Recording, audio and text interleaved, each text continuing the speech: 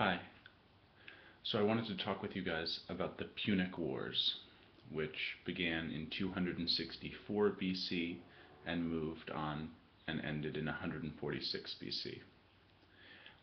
The reason why the Punic Wars are really significant for our discussion of the Roman Empire is because there are two possible definitions of empire.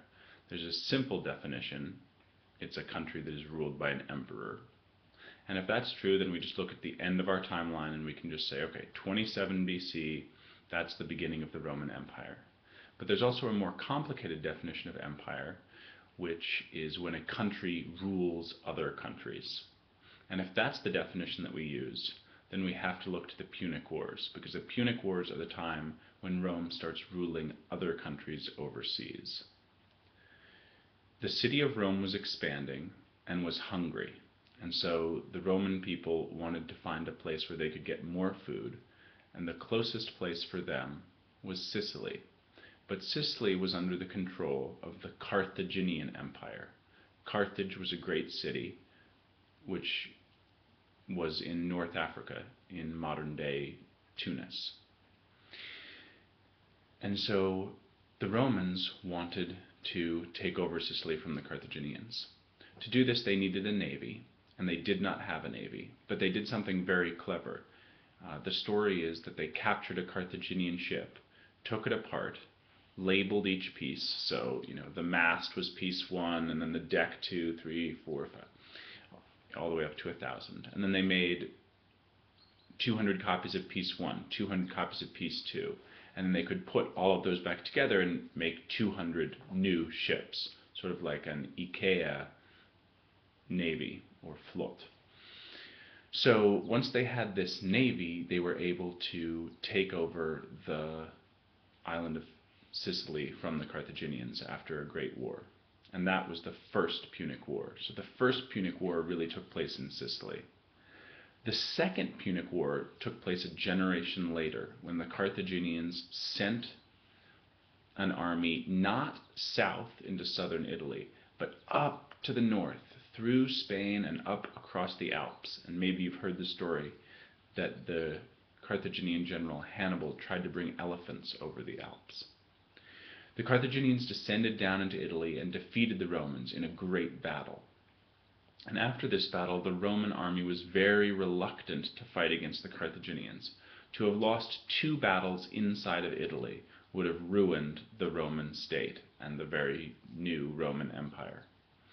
And so the Roman army delayed and delayed and delayed and did not fight the Carthaginians. And so throughout the Second Punic War, and I should say the reason why it was called the Punic War was because that was the name that the Romans gave to the Carthaginians.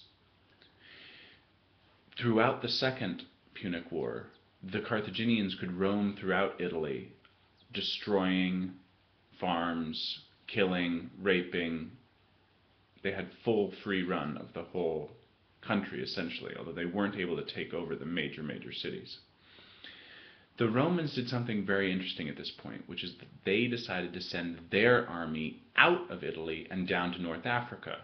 So now we have a situation where in Italy we have the Carthaginian army, and in North Africa we have the Roman army. And essentially what the Romans are doing is saying, we'll hit you, you'll hit us. Who gives up first? And the Carthaginians gave up first, and they ordered their general Hannibal to bring his army back from Italy. So the Romans were actually able to get the Carthaginians to leave Italy without having defeated them in a battle in Italy. Back in North Africa, there's a great battle. The Romans win. So the Romans win the Second Punic War. But in general, we think of the Second Punic War as just having happened in Italy, although it does end in North Africa. The Second Punic War really ends Carthage as a threat to the Romans. The Romans are now the major power in the Western Mediterranean. But the Roman people are very, very angry about what happened to their people, to their countryside, during the Second Punic War. And so the Third Punic War has begun, and this is purely a war of revenge.